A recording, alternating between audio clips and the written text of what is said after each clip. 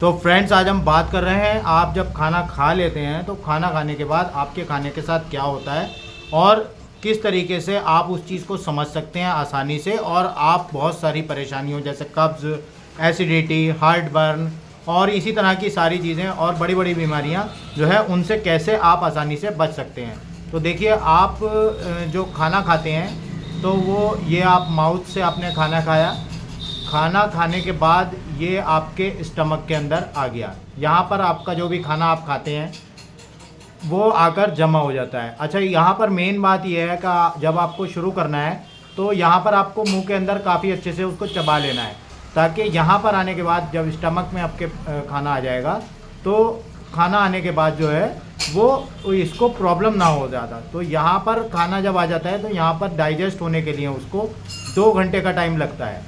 ठीक है, ये 2 घंटे जो आपको लिखा हुआ दिख रहा है इसके अंदर 2 घंटे तक रहता है। अब मेन प्रॉब्लम जो आती है अक्सर वो इसलिए आती है कि आपने 2 घंटे पहले ये कोई खाना खाया, अभी मिसाल के तौर पे आपने खाना खाया, ठीक है, अब वो 2 घंटे के लिए यहाँ पर स्टोर हो गया। यहाँ पर देखिए आप, इसमें वाल्व लगे हुए हैं, इन आने भी का भी और यहाँ पर जाने का भी, ये अंदर होते हैं आपके पेट में, स्टमक के अंदर, तो ये बंद हो जाते हैं। ठीक है, अब ये बंद हो गए, अब यहाँ पर इकट्ठा हो गया बहुत सारा खाना, जितना भी आपने खाया 2 घंटे के लिए, यहाँ पर 2 घंटे प्रोसेस होगी, उसका डाइजेशन होगा, उसमें से सारे अलग अलग तरह के जूस मिलाए जाएंगे और वो निकाले जाएंगे। अच्छा, जूस कहाँ से आते हैं?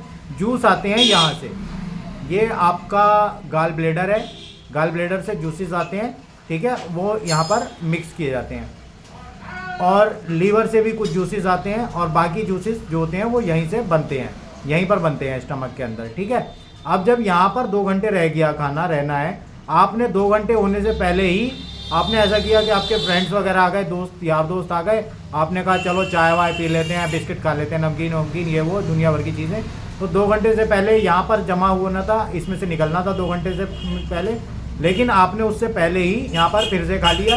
तो अब ये आकर यहाँ पर ये तो डाइजेस्ट हो चुका है आधा, यहाँ पर जो नीचे जमा हो चुका है, और इसी के साथ ये ऊपर से और आ गया, तो अब ये यहाँ पर कच्चा पक्का मिल जाएगा। ठीक है, अब ये डिस्टर्ब हो जाएगा स्टमक आपका कि अब मैं इसका क्या करूँ, इसको डाइजेस्ट करूँ या इसको आगे भेजूँ।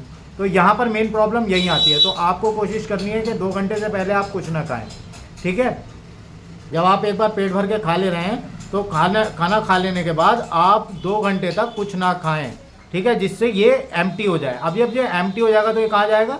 ये जाएगा छोटी आंत में, ये छोटी आंत है आपकी, आमतौर पे सब लोग जानते हैं। ठीक है, स्मॉल इंटेस्टाइन, यहाँ पर भी खाना आपका 2 घंटे तक रहता है। खाना नहीं, मतलब जो यहाँ से डाइजेस्ट हो चुका है, तो ये यहाँ पर छोटी आंत में रहता है, और यहाँ पर फिर से इसमें से बहुत सारे जूसेस मिलाए जाते हैं और निकाले जाते हैं। जो चीज़ आपकी बॉडी को चाहिए वो निकाल ली जाती है और जमा हो जाती है, और उसके बाद यहीं से देखिए यहाँ पर एक और लीवर है, 2 घंटे के बाद, 2 घंटे यहाँ पूरा हो जाएगा, ये 2 घंटे होने के बाद ये सब मटेरियल जो है वो बड़ी आंत में यहाँ निकल जाता है।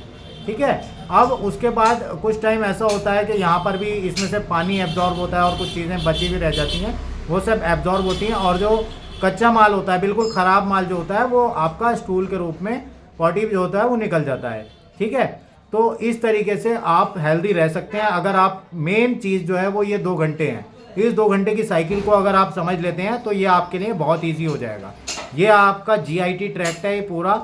ठीक है, अगर आपको आपके डॉक्टर ये चीज़ बता रहे हैं तो ये बहुत अच्छी बात है, और अगर आपको नहीं बता रहे हैं तो आप उनसे पूछ सकते हैं। आप हमारे चैनल पर भी कमेंट्स और कमेंट सेक्शन खुला हुआ है, आप इस बारे में कुछ भी पूछ सकते हैं। ये लीवर है, यहाँ पर गाल ब्लेडर है।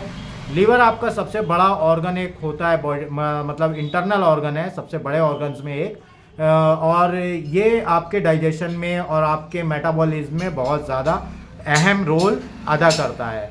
ये आपका छोटा सा स्प्लीन है, ये भी काफ़ी अहम रोल इस जो है आपके बॉडी के अंदर जो है बनाता है। तो आप जुड़े रहिए हमारे साथ। Thank you very much.